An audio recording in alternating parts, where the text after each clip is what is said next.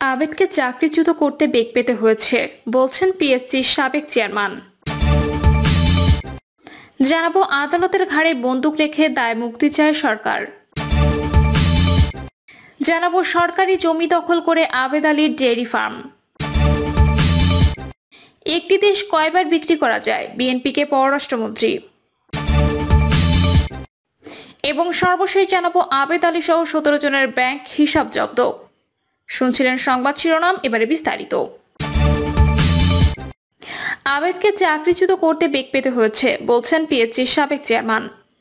পিএসসির সাবেক চেয়ারম্যান জনপ্রশাসন মন্ত্রণালয় সংক্রান্ত সংসদীয় কমিটির সভাপতি ডক্টর মোহাম্মদ সাদিক বলেছেন, সরকারি কর্ম কমিশনের সাবেক গাড়ি চালক আবেদ আলী পিএসসিতে অনেক প্রভাবশালী ছিল।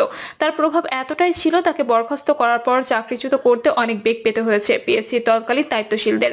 ডক্টর সাদিক যুক্তরাজ্য প্রবাসী কবি সাহিত্যিকদের সংগঠন সংহতি সাহিত্য পরিষদের আমন্ত্রণে গত 5ই জুলাই যুক্তরাষ্ট্রে গেছেন। তিনি মঙ্গলবার পর্যন্ত যুক্তরাজ্যে থাকবেন। সেখান থেকে মঙ্গলবার বিকেলে সমকালকে বলেন, পিএসসিতে 2014 সালে 3 নভেম্বর যখন যোগদান করি তখনই গিয়ে আবেদ আলী নাম শুনেছি, কিন্তু তার সঙ্গে দেখা হয়নি কখনো।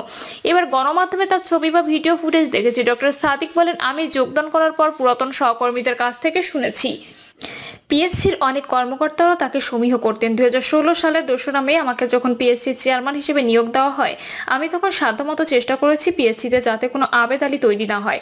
তিনি জানান, আবেদ আলীকে নানা কুকর্মের জন্য বরখাস্ত করার পর তার অনিয়ম দুর্নীতির বিষয়টি তদন্ত করার জন্য যে তদন্ত কমিটি হয়েছিল তাদেরকেও শুনেছি অনেক কঠোর হতে হয়েছিল। পিএসসির এই সাবেক চেয়ারম্যান জানান, ডক্টর জিনাতুন নেসা তাহমিদা বেগম ও এটিএম আহমেদুল হক চৌধুরী যখন পিএসসি চেয়ারম্যান ছিলেন তখন আবেদ পিএসসি চেয়ারম্যানের গাড়ি চালক ছিল।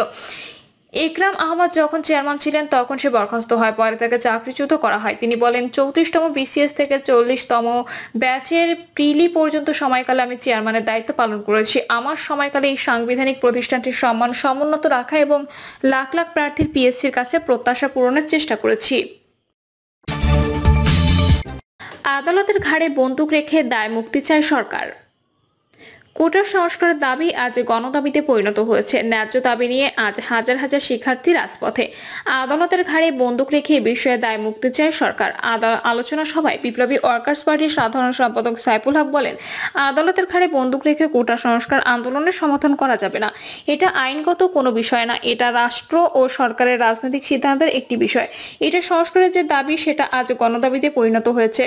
যে বিষয়ে জনগণ ঐক্যমত তৈরি হয়েছে নীতিগতভাবে সেটা মেনে নেওয়া দরকার। এখানে প্রয়োজনের একটি কমিশন গঠন করে সংশ্লিষ্ট মহলের সঙ্গে আলাপ আলোচনা করে সমগ্র গোটা ব্যবস্থার একটা যৌক্তিক গণতান্ত্রিক সংস্কার করা দরকার। প্রধানমন্ত্রী চীন সফর নিয়ে তিনি বলেন, আমরা স্বাধীন জাতি রাষ্ট্র। আমার দেশের রাষ্ট্রপ্রধান, রাষ্ট্রপতি, প্রধানমন্ত্রী, অন্যমন্ত্রীরা কোথায় কোন দেশে যাবেন সেটা আমাদের সিদ্ধান্তের বিষয়। কিন্তু পররাষ্ট্রমন্ত্রী বললেন, তারা ভারতের প্রধানমন্ত্রী নরেন্দ্র মোদীকে জানিয়েছেন তারা ভারত সফরের পর চীন সফরে যাবেন। এক্ষেত্রে তারা টেকনোক্রেট অনুমতি নিয়েছেন। বাংলাদেশ সরকারকে চীন সফরের জন্য আগে ভারতের অনুমতি নিতে হয়েছে। সরকারকে উদ্দেশ্য করে সাইফুল হক বলেন, 2024 সালে দেশের মানুষ যে এজেন্ডাগুলো দেখতে চেয়েছিল সেগুলোর কোনো দর কষাকষি ছাড়াই তারা ঢাকায় ফিরে এলেন। বাস্তবে প্রধানমন্ত্রী কোনো কিছু ছাড়াই দেশে ফিরে এসেছেন। নাগরিকের একটু সভাপতি মাহমুদুর রহমান মান্না বলেন, আমাদের দেশে একটা দিয়াশলাইয়ের দাম যদি সকালে হয় 5 টাকা, বিকেলে সেটার দাম হয়ে যায় 10 টাকা। তারপরও মানুষ আন্দোলনে নামে না। আমরা সবাই বলি দাম বাড়ছে সিন্ডিকেটের কারণে। কই সিন্ডিকেটের জন্য তো মিছিল কেউ করছে না। তিনি বলেন, আমাদের নিজেদের ভাবা দরকার। এদেশের স্বাধীনতার পতাকা তুলেছিল তরুণরা। পাকিস্তানি সৈন্যের সামনে রক্তের নদী বয়ে গিয়েছিল, তবু কেউ সেই পতাকা নামাতে পারেনি। সেই যুবক, সেই তরুণ এখনো রাজপথে আছে, অথচ সবচেয়ে ন্যায্য লড়াই, মুক্তির লড়াইটা এখনো গড়ে উঠছে না। সবাইকে ঐক্যবদ্ধ হওয়ার আহ্বান জানিয়ে তিনি বলেন, আমাদের আবার দাঁড়াতে হবে। সেটা 28শে অক্টোবর হোক বা যে কোনো সময় হোক, আগে যে রকম ভাবে দাঁড়িয়েছিলাম সেভাবে দাঁড়াতে হবে। সর্বব্যাপী যুগপৎ আন্দোলন করতে হবে আমাদের। বিএনপি চেয়ারপারসন উপদেষ্টা অ্যাডভোকেট সৈয়দ মোয়াজ্জেম হোসেন আলাল বলেন, সীমান্তে প্রতিদিন বাংলাদেশিদের হত্যা করছে, কিন্তু এই সরকার প্রতিবাদ করছে না। পররাষ্ট্র মন্ত্রণালয়ের একজন ডেস্ক অফিসার একটা স্টেটমেন্ট দিতে সাহস পায় না। সরকার কি করছে? কক্সবাজার থেকে সেন্ট মার্টিন পর্যন্ত আকাশে যেসব বিমান উড়ে যায় সব ট্যাক্স নিয়ে মিয়ানমার। সুন্দরবনের দক্ষিণাঞ্চলের উপর দিয়ে যেসব বিমান উড়ে যায় সব ট্যাক্স নেয় ভারত। তাহলে আমাদের সার্বভৌমত্বের মানেটা কি হলো? এই সরকার নাকি 4বার ক্ষমতায়, তাহলে এসবের সমাধান করলো না কেন?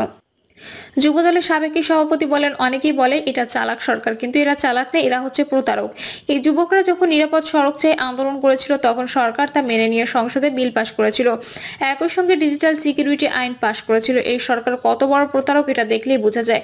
তিনি বলেন, বাংলাদেশের মানুষকে একের পর এক আঘাত দিয়ে বোবা বানিয়ে সরকার তাদের ক্ষমতায়নকে দীর্ঘায়িত করছে।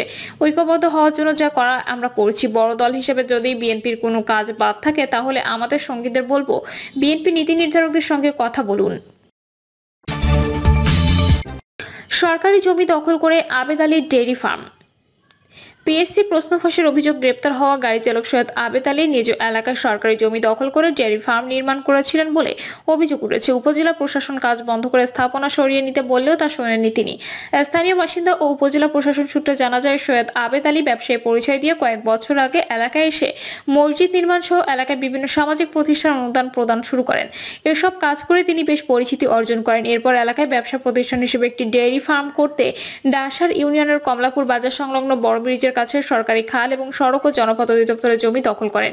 ওই জমিতে শতাধিক গরু পালন করা যায় এমন একটি স্থাপনা নির্মাণ শুরু করেন তিনি। গোপন সংবাদের ভিত্তিতে উপজেলা প্রশাসন বিষয়টি টের পেলে নির্মাণ কাজ বন্ধ করে দেওয়া হয়। এরপর উপজেলা প্রশাসনের পক্ষ থেকে সরকারি জমির উপর নির্মিত স্থাপনা সরিয়ে নিতে বলেও আবেদ আলী তা সরিয়ে নেননি। বর্তমানে নির্মাণাধীন ওই স্থাপনাগুলো পতিত অবস্থায় রয়েছে। বিষয়টি নিয়ে উপজেলার বালিগ্রাম ইউনিয়ন পরিষদের চেয়ারম্যান মজিবুর রহমান খান বলেন, আবেদ আলী বাঁদারীপুরের তেমন কোনো ব্যবসা প্রতিষ্ঠান গড়ে না তুললেও কমলাপুর বাজার সংলগ্ন একটি সরকারি জমিতে ডেয়ারি ফার্ম নির্মাণ করতে চেয়েছিলেন। তবে উপজেলা প্রশাসনের হস্তক্ষেপে বর্তমানে ওই ডেয়ারি ফার্মের কাজ বন্ধ রয়েছে। বিষয়টি নিয়ে ডাসার উপজেলা নির্বাহী কর্মকর্তা কানিজ আফরোজ বলেন, আমরা খবর পাই আবেদ আলী নামে একজন সরকারি জমিতে গরুর খামার এবং ব্যবসা প্রতিষ্ঠান নির্মাণ করছেন। তাৎক্ষণিকভাবে আমরা নির্মাণ কাজ বন্ধ করে দিই। আবেদ আলীকে আমরা জানিয়েছি তিনি যেন তার এই অবৈধ প্রতিষ্ঠান সরিয়ে নেন। তিনি সরিয়ে না নিলে সড়ক ও জনপথ বিভাগকে চিঠি দেওয়া হয়েছে, তারা সরিয়ে নেবেন।